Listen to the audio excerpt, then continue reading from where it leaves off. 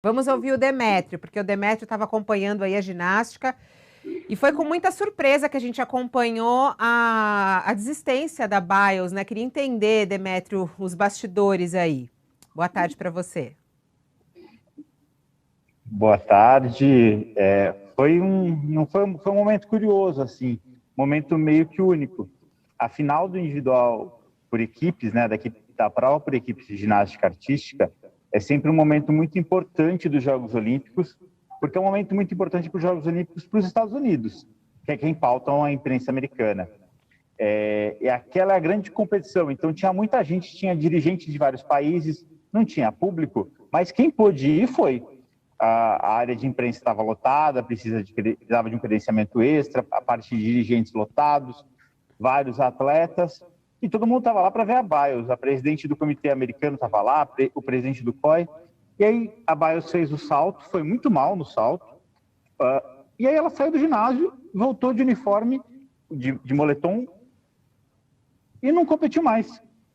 E foi um momento marcante, também porque a gente esperava dela o resultado, lógico, e porque ela deixou os colegas na mão. E a prova por equipes é o momento mais importante. O normal seria competir, inclusive, machucada, porque é aquele espírito de equipe, de patriotismo americano, de fazer pelos outros. Não é a prova dela, ela em tese teria que competir forte também pelas outras. E aí não, ela falou, eu não estou me sentindo bem e vou sair e vou confiar nas minhas colegas, ainda que elas não ganhem o ouro. E não ganharam, ficaram com a prata atrás da Rússia. E eu acho que essa é uma lição muito grande. Sim, a gente está com um probleminha na ligação com o Demétrio. Quebra de paradigma dentro do esporte. Sim. Ela na fala, inclusive ao falar aos jornalistas, ela diz, eu quis dar um passo para trás e pensar na minha saúde mental. E é por isso que a gente convidou até o psicanalista aqui. A pressão que esses atletas vivem, né? Simone Biles, a grande expectativa, porque ela vai arrasar, e é muito maluco, porque os Jogos Olímpicos começaram, né, Dr. Duncan, com a tenista, a Osaka, que ela acendeu a chama olímpica e ela trouxe, nesse último ano, todo o debate sobre saúde mental. Qual é o foco, né, nesse momento nas Olimpíadas em saúde mental? Como é que o senhor analisa essa decisão de Biles e essa pressão que esses grandes atletas sofrem? Olha, eu vejo isso como uma coisa assim bem-vinda, porque já há algum tempo o esporte é uma grande metáfora para o universo do trabalho, para o universo corporativo, para o universo da competição entre empresas. E ele serve, então, como um horizonte, muitas vezes até direto, para as pessoas superarem limites, irem além do que seriam assim, as metas razoáveis, envolvendo, então, uma espécie de superação infinita que a gente sabe que é um ideal, mas que não devia ser um ideal, vamos dizer assim, que passe por cima de outros ideais, né?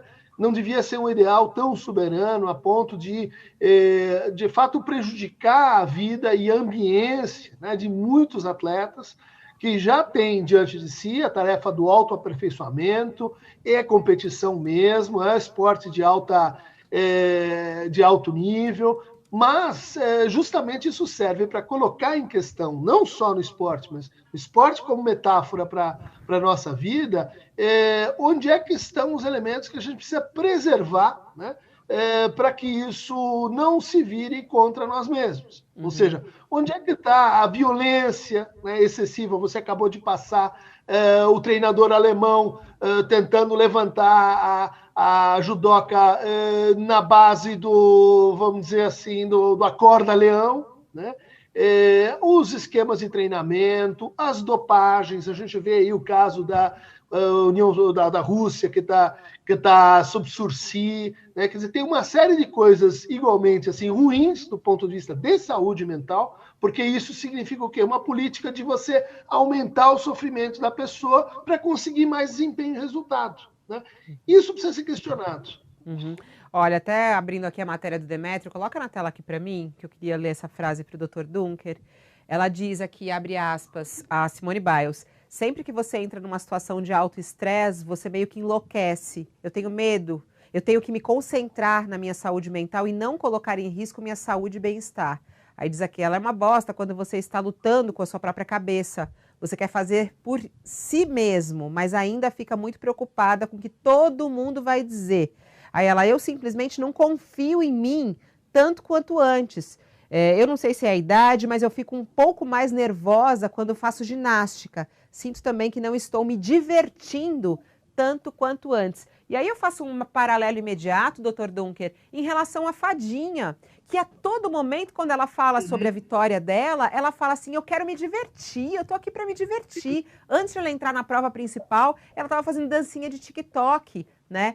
E aí, a Biles, ela fala justamente o oposto, eu não estou me divertindo. Quando que as coisas deixam de ser uma diversão pra gente, Dr. Dunker? Olha, acho que é um ótimo exemplo, né? Porque todo mundo que se envolve com o esporte, mas também com a arte, eventualmente com a educação, começa porque aquilo tem um prazer intrínseco, né? Tem uma satisfação de praticar, de vencer, mas de se aperfeiçoar naquilo. A hora que a gente deixa de conseguir brincar com aquilo, e isso muitas vezes vem junto com a profissionalização, isso começa a interferir na saúde mental imediatamente, né? Quer dizer, devia ser condição para, olha, vai em frente, você está preservando aquilo que te trouxe até aqui? Você está preservando o sentido lúdico, o sentido criativo no que você está fazendo, ou isso se tornou apenas uma disciplina para amassar a tua subjetividade, né? A gente se preocupa muito com a violência ostensiva, né? Física, mas a gente perdeu assim de vista o que é violência psicológica, né? Situações de vulnerabilidade, ela está avisando, por exemplo, voltando para BIOS, né? Ela está avisando que isso vai acontecer faz tempo. Por quê? É muito difícil quando você chega lá, é muito difícil quando você se torna um campeão. Por quê? Porque se você não repete o que você fez, você perde tudo que você conquistou. E se você repete, você simplesmente se mantém onde você está, né? Ou seja, a ideia de permanecer no topo, isso é sabido, ela é mais difícil do que chegar ao topo.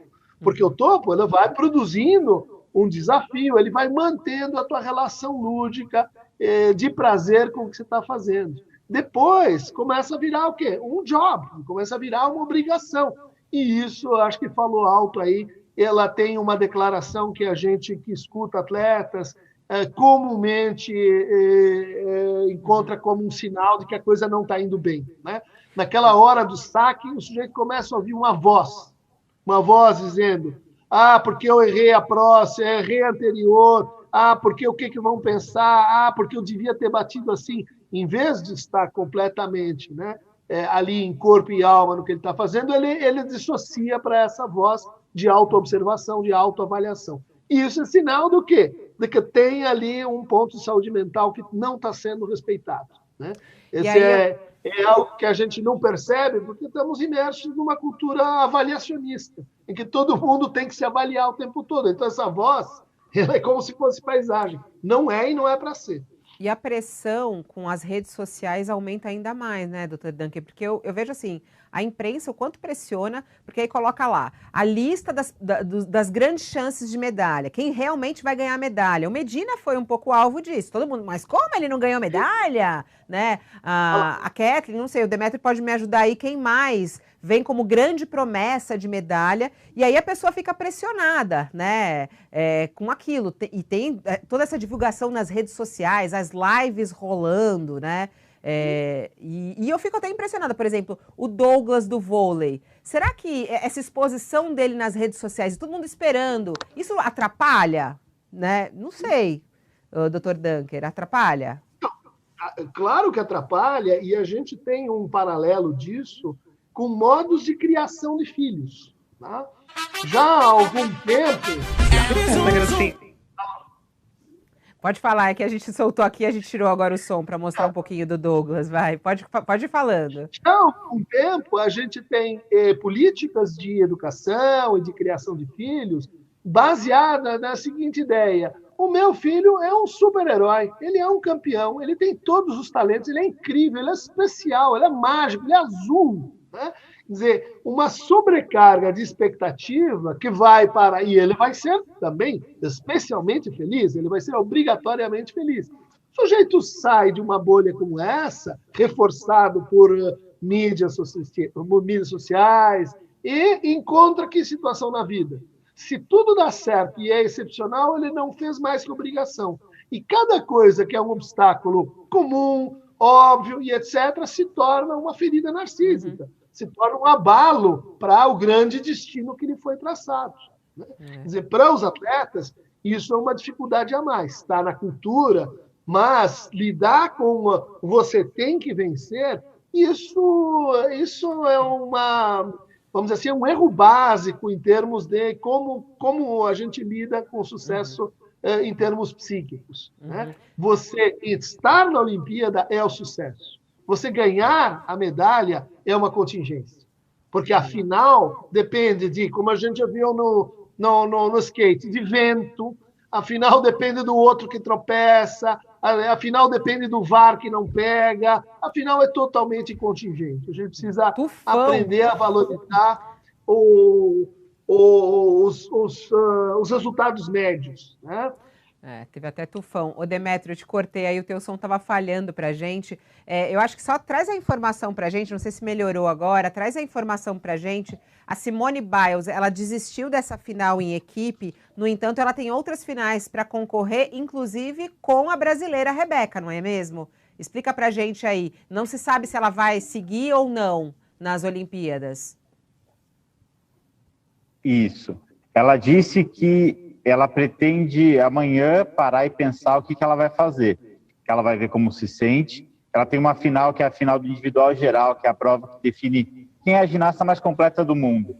Que é daqui 2 dias, né? Hoje é terça aqui no Japão, terça noite, é na quinta-feira à noite.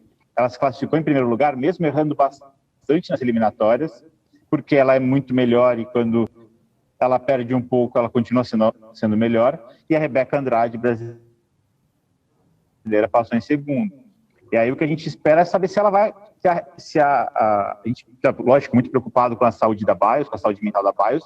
A gente quer também entender do lado esportivo, se ela vai conseguir competir. Eu imagino que se ela conseguir competir, é porque ela vai estar ótima, e se ela estiver ótima, ela faz um trabalho de preparação mental, obviamente, ela vai estar imbatível. E se ela não tiver condição de ganhar, eu imagino que ela não vá para a prova. E aí é uma prova completamente aberta e que tem uma brasileira com chance. Isso vai ser muito legal pra gente. Fabíola, eu preciso me despedir porque eu preciso pegar meu ônibus, senão eu vou perder mais meia hora para chegar em casa hoje. Pode ir, vai embora, Demétrio. A gente também já vai terminando por aqui, acho que já deu para refletir um pouquinho, né? Mas pode ir, o Demétrio vai sair aqui da nossa para não perder o ônibus, porque lá é tudo muito controlado. Mas é isso, né? Eu acho que, Dr. Dunker, esse alerta, esse pedido de socorro. Biles faz um pedido de socorro nesses Jogos Olímpicos e levanta a bandeira da saúde mental, que é muito importante e que foi algo que todo mundo na pandemia olhou no espelho, né, Dr. Duncan? Não tem uma pessoa, eu acho, que não tenha olhado para a sua saúde mental, as suas fragilidades e as suas fortalezas nessa pandemia. A gente está sofrendo isso ainda. Sim, ainda, e eu acho que, infelizmente, vamos ter sequelas, efeitos colaterais em termos de saúde mental durante anos, né? Tanto pelos efeitos diretos da Covid, quanto pelas perdas de pessoas, quanto a situação gerada pela Covid, ela incrementou o sofrimento que já nos habitava, né? Quer dizer, já nossas vulnerabilidades, nossas fragilidades de saúde mental, elas foram potencializadas nessa situação. Agora, voltando para a Biles, não seria uma surpresa se esse movimento dela fosse também parte do processo esportivo dela, no seguinte sentido, né? Ao se respeitar, ao sair e criar um prejuízo para suas colegas, tudo bem, mas ao sair, ela estabelece para si que ela já perdeu e, portanto, pode voltar a ganhar.